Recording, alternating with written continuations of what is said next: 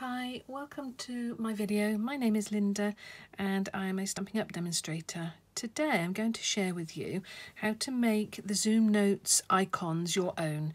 In my previous video I shared with you how to alter the top row here to mirror GoodNotes. So today what we're going to look at is what function they have and why, in effect. My last video I set these up for GoodNotes, but what I forgot, because I've had ZoomNotes for a while now, is that actually the default I think is 4 or 5. So we're going to go right back to the beginning to share with you where you can change how many icons that you have on your rows. Okay, so if we come out of your planner and go to that little cog on the top left hand side, we can go into something called the workspaces. So if we click on workspaces, click on the eye and scroll up, and here we have editor management.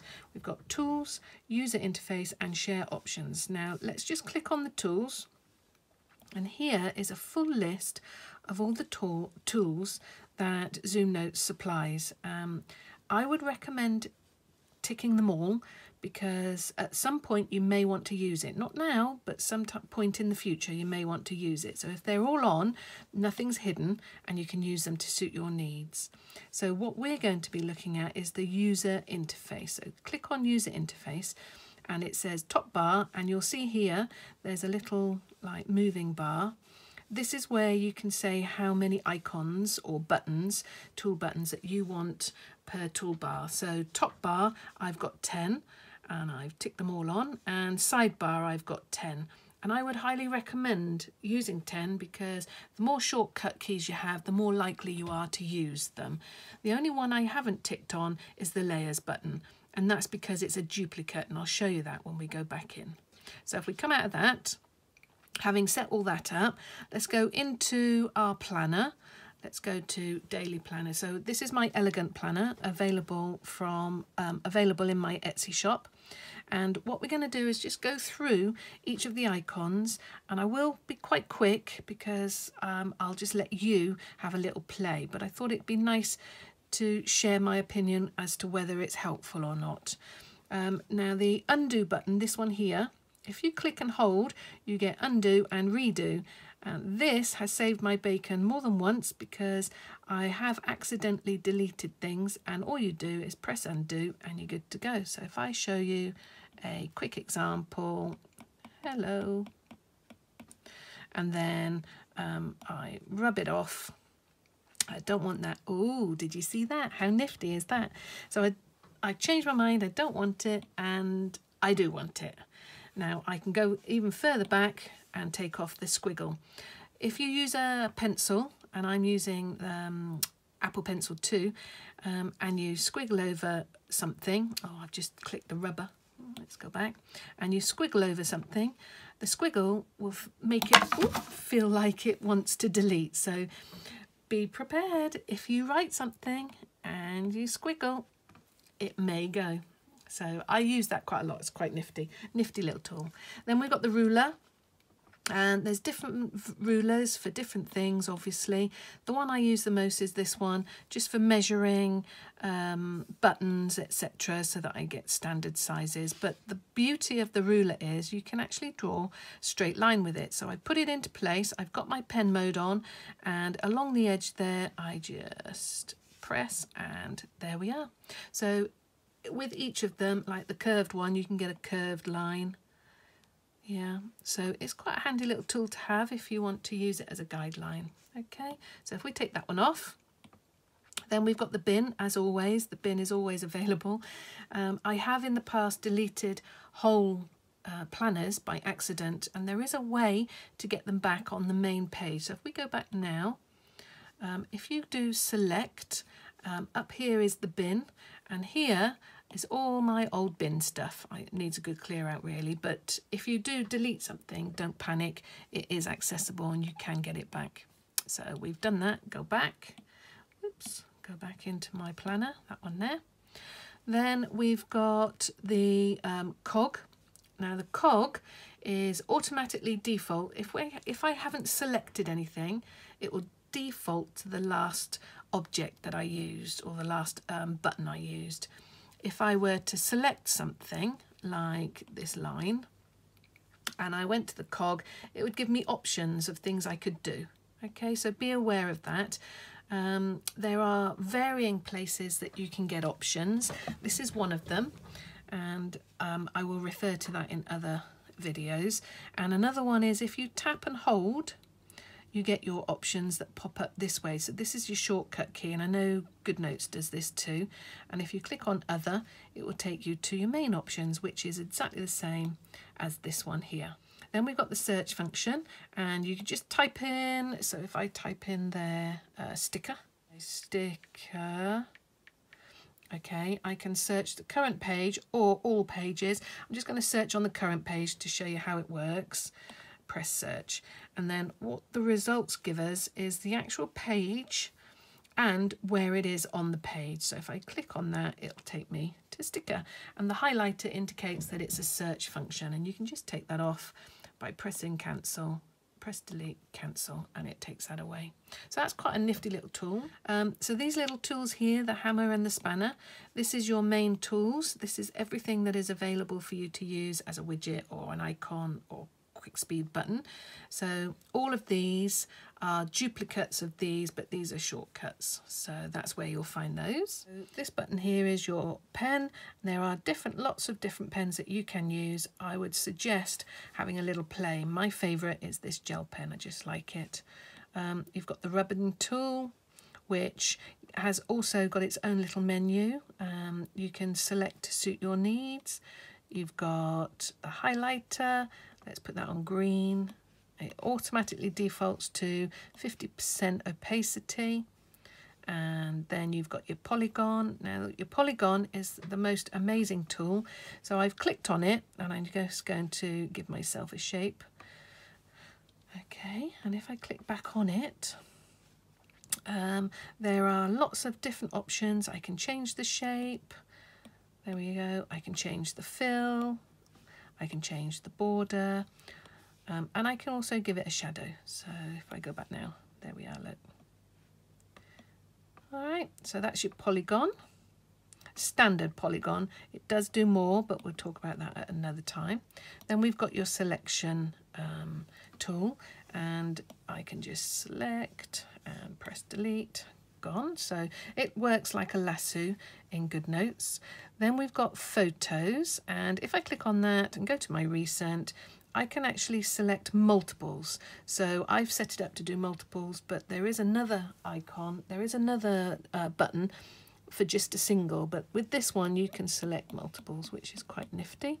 If I press done, that will include them. There's my little grandson there, Logan. And then it puts them one on top of the other so that you can, move them around. So, And the beauty of having them one on top of the other is you can select them all, like I've just done there, and resize them all, then move them out. How brilliant is that? Don't know what that is. Delete that. My daughter's roast dinner. So there you go. So photos are quite handy. Select all those and delete. Then we've got take a photo. I've got my iPad on my desk, so obviously it's a black screen, but you can take photos. And text. With the text, I download fonts from iFont. I'm happy to do that as another video on another day, but there is masses on YouTube that you can just type in iFont and they'll share. That's how I learned, actually. I'm going to type. I type using that. Love it. Linda was here. The red button resizes your text box. The dark blue button moves your text box. And then if you go to select, you can resize your text box. So it's a good variety of what you can and can't do with your text box there. If you click on it, go back to text, down on the bottom there, because I'm using my pencil and I don't have my keyboard, this keyboard pops up, but I'm going to move it over out the way. So you've got an option down here, lots of different things that you can do with your text box, and I would suggest that you click and have a little play. It's quite standard really. The developer has very kindly put in a date button as well and a time button, so you can date and time your pages quite quickly, which is really nice. So have a little play. One thing I will show you is on the bullet styles, if you scroll up, there's a little checkbox there. You can use a checkbox as a to-do list. So if I come out of that now, click that. So if you have a look at there, I'll just size it up so you can see. There's my little checkbox. So let's say Linda was here and I've done it. I can just use my finger and check it. How brilliant is that? Nifty, huh? So delete that one. Then with this one, so this is the pointer. The pointer can write, and I can change the colour of my write, or it will point. So there we are. Ta-da. Now what I've done to get this point is I've clicked and I've held, and that's how it works. Click and hold and it points. Okay, otherwise it writes and then you rub off in the normal way. Okay, then we've got undo. Now let's say I was to go to March and I write something in. Then I went to February. Oh no, I didn't want to do that. I've just done a text. Where did I do it? I've forgotten.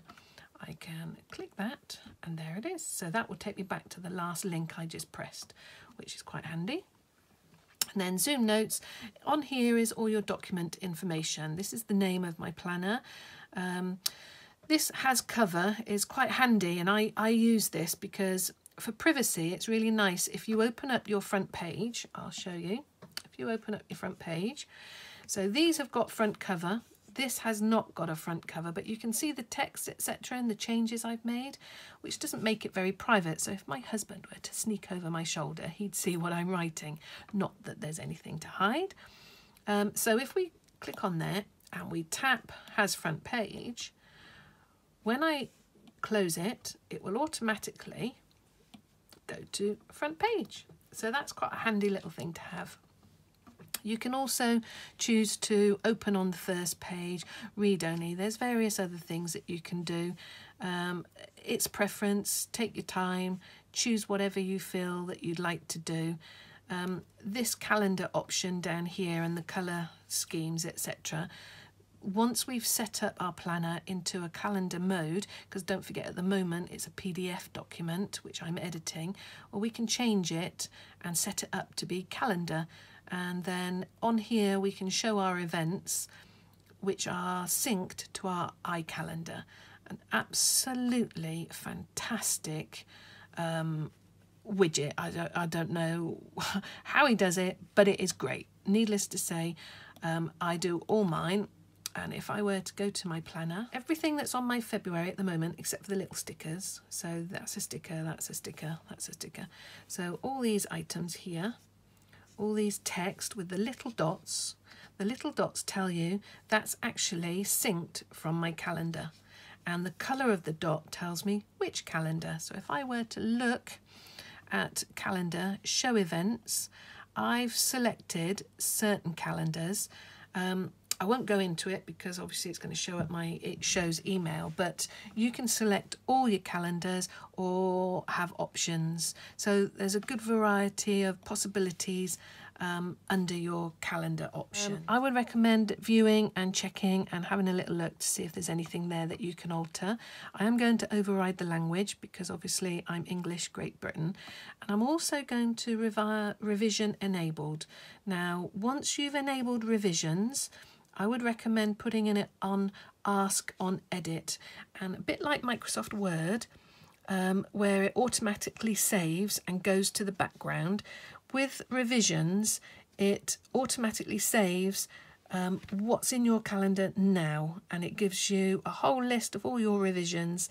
So if you make a mistake or you want to go back or you've done lots of changes and changed your mind, you can go through the revision management area and get past ones back. So if I create a few, I'll show you what they look like. Create another one. So that's 2, create 3. So there should be 3 revisions in the background. So I know there's a date and a timestamp on each. I can go backwards, and it has saved my bacon on occasions, I won't deny. So then we've got the layers button, and this is the duplicate I was telling you about earlier. The layers button tells you how many layers there are to your document, and at this stage I've only got one, which is the working document, because I've incorporated a PDF document. If I were to make my planner in ZoomNotes, there would be multiple layers because you're building your planner, but that's for another day. Then we've got the Apple icon, which is my pencil, and I've set it up to suit my needs. Feel free to set up yours to suit your needs. And this little icon here, is how you maneuver from page to page. Now, if you purchase one of my planners, I've worked really hard at trying to make sure that you use links to get everywhere. But I know that sometimes you just want to flick a page. So let's say if we went to contacts and you had multiples in P, you just want to flick the page. Well, this is where you would do it. Left goes left and right goes right. You can look at all your pages on that one. Okay, so this is all your pages, and this is where you can duplicate, copy, add, delete, etc. Then you've got add a page to the left, add a page to the right. This here is grey because it's for sub-documents, and we don't have any at this stage, so there's nothing for you to look at. This one here will give you a sub-document. So if I tick that, here's the sub-document. It's defaulted to a blank page. Here we can alter the way our main document looks. I wouldn't recommend touching that at this stage because you need a little bit more practice on that one. And this one here is your main page properties. You can give it a name. So I could call this by its day, Friday, if I wanted to. It has its own layers.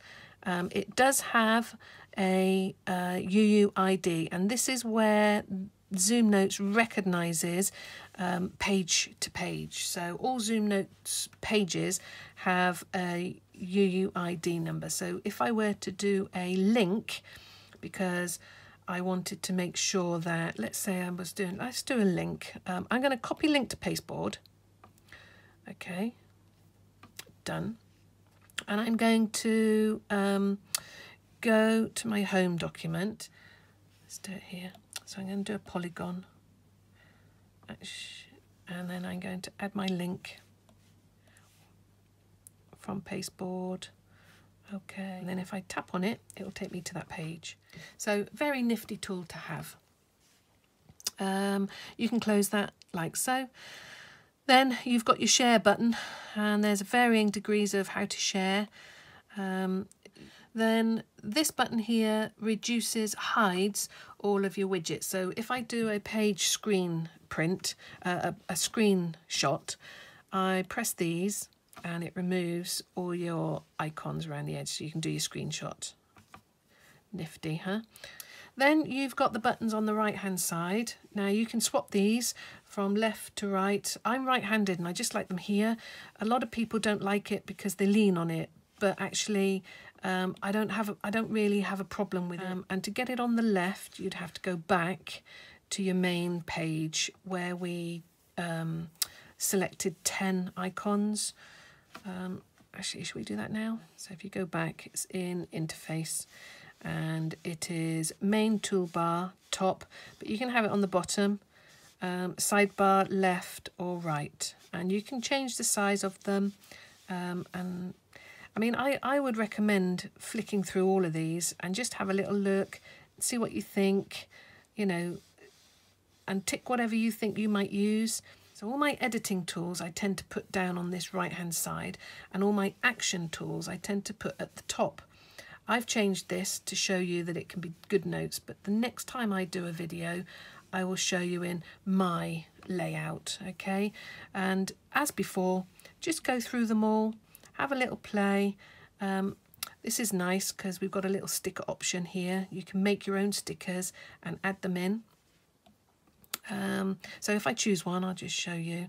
So if I choose one, go into the pub, it highlights it, come out of it, tap on your screen, and it automatically defaults to selection, so you can size it straight away. So I'm going down the pub, not too soon. So this is like an inker, a fill area. So let's say I wanted to colour this box in.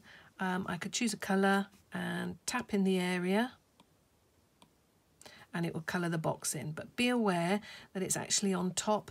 So I could colour in this box here too, but it is actually on top. So if I select it, you can move it.